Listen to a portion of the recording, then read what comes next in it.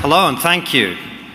Alexander Solzhenitsyn once said that the strength or weakness of a society depends more on the level of its spiritual life than on its level of industrialization. If a nation's spiritual energies have been exhausted, he said, it will not be saved from collapse by the most perfect government structure or by any industrial development. A tree with a rotten core cannot stand. When he was allowed to leave the USSR, Solzhenitsyn went to the US, where he was given a hero's welcome. But he quickly realized that American society was far from perfect. He started lecturing Americans about the problems he saw. Americans don't like that. Like Solzhenitsyn, I come from the Soviet Union, but I have no intention of repeating his mistake. That's why I've come to Britain.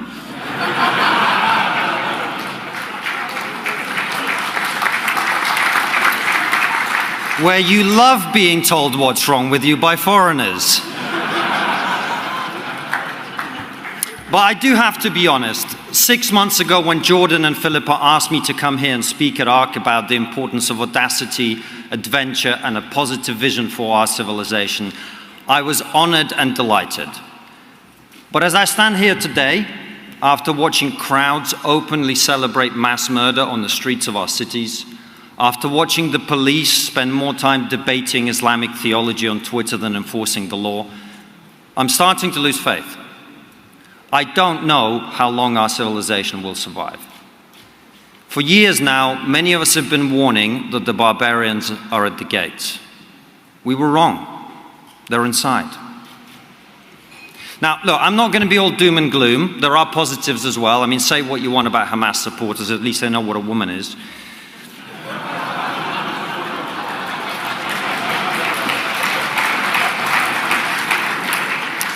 But joking aside, I have to be honest, I've been in a dark place these last few weeks. So I did what I always do when I don't know what to do. I talked to my wife. It's not the only time I talk to her, but you know, get the point. And she said, look, you need to clear your mind, take a few days off, let's go on holiday. Right. And I know it's a weird thing to say, I don't like going on holiday, because I love working and I hate spending money.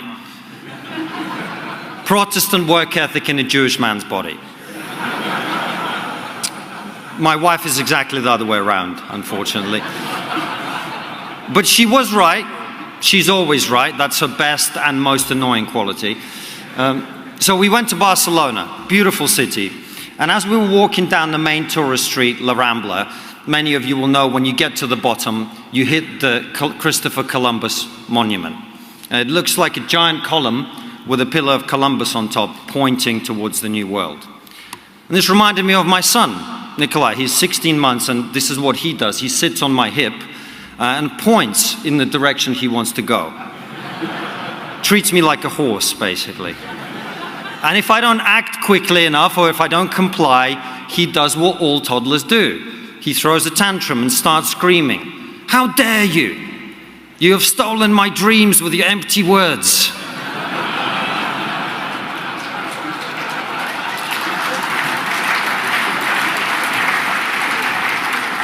And when he does, we read him a story and put him to bed.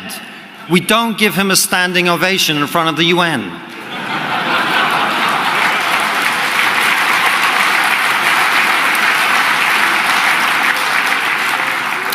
Anyway, trigger warning, I'm going to talk positively about Christopher Columbus. I know he committed some pretty sizable microaggressions, but he also changed the world. Do you know why he changed the world?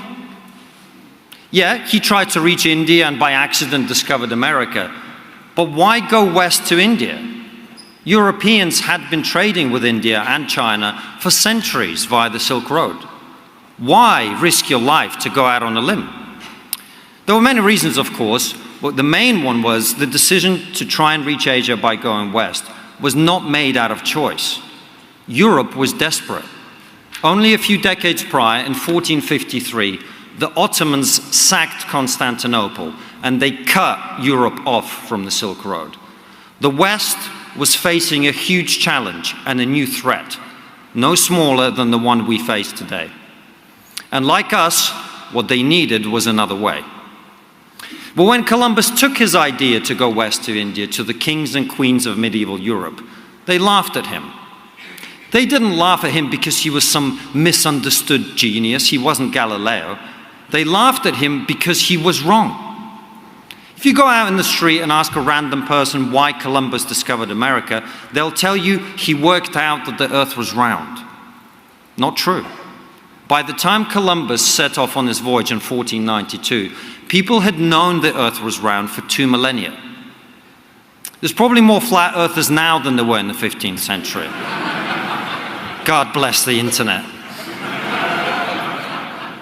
The reason Columbus discovered America is not that he'd worked out that the earth was round. The reason is that he massively underestimated the size of the planet. They were right to laugh at him. He was wrong. But he took that wrongness, he persuaded 90 other men to get into 3 boats smaller than the size of this stage and sail into the unknown. And he persuaded Queen Isabella of Castile and King Ferdinand of Aragon to fund his voyage. The moral of the story is, it doesn't matter how wrong you are, as long as you've got rich friends.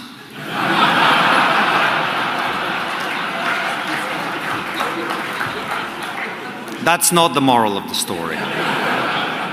The moral of the story is, the history of our civilization was not made by people who always got everything right. It was made by people who'd made mistakes too. It was made by people who dared to believe that they could solve the problems they faced. The story of the West is a story of audacity. The big debates of the last decade, the culture war, the polarization, are about one thing and one thing only: the future. There are people like us in this room who believe that our future is to be prosperous, powerful, and influential. We are the majority. But there are also some people whose brains have been broken by an excess of education, who believe that our history is evil, that we do not deserve to be great, we do not deserve to be powerful, that we must be punished for the sins of our ancestors. To them, our past is abominable, our present must be spent apologizing, and our future is managed decline. My message to those people is simple. How dare you? You will not steal my son's dreams with your empty words.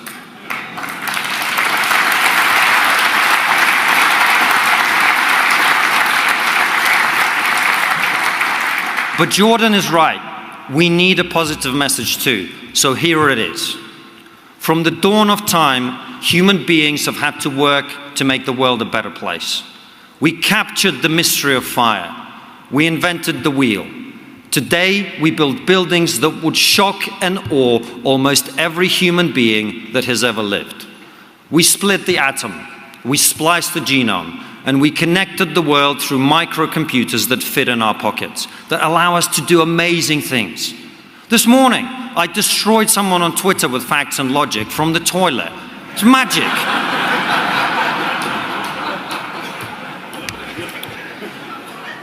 Remember your grandparents? Remember them? If I could go back in time and transport the grandparents of your grandparents into this room, just 4 generations ago, they would think they'd been abducted by aliens. That's the progress we've made. We haven't made that progress by whining and acting like victims. We've made that progress by unleashing the creativity and talent of people like us here in this room. But I do think we've forgotten what adventure is. Being adventurous is not ordering extra spicy chicken at Nando's. Wrong reference for this room. Let me try again. Being adventurous is not ordering extra spicy chicken from your personal chef.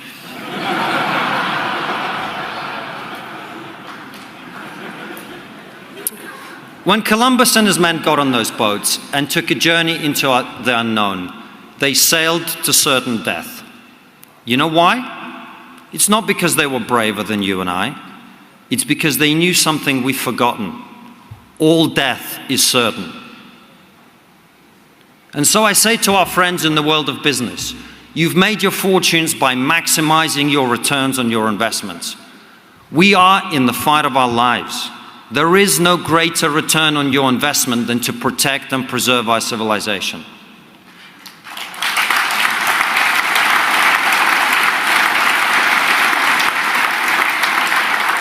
And so I invite you to follow in the footsteps of Elon Musk and Paul Marshall and Ben Dello and many of you here who are using your fortunes for the betterment of humanity. I say to our friends in the media, truth matters. We are in the fight of our lives. There is more to life than clicks and downloads.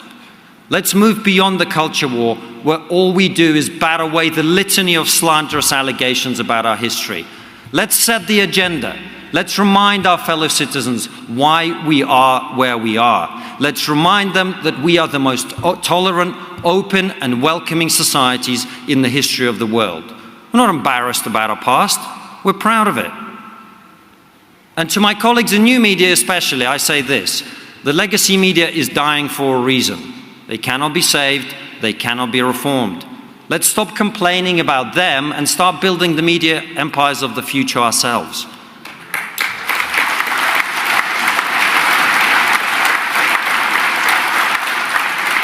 We have everything we need. We've even got rich friends now.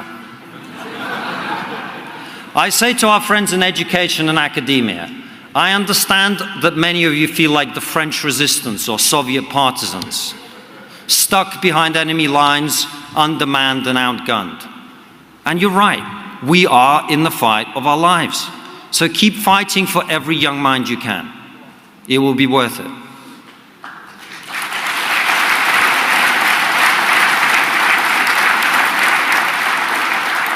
And finally, I say to our friends in politics, many of you here are conservatives.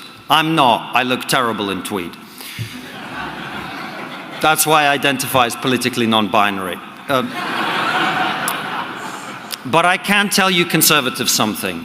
You will never get young people to want to conserve a society and an economy that is not working for them.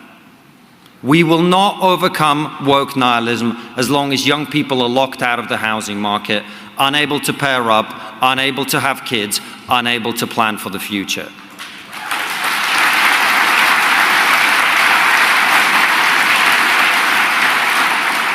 I know it's difficult, and I know that whoever solves the housing crisis may well pay the price at the ballot box.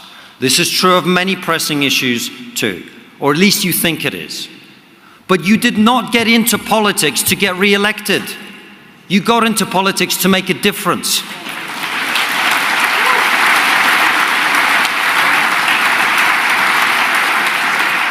We are in the fight of our lives.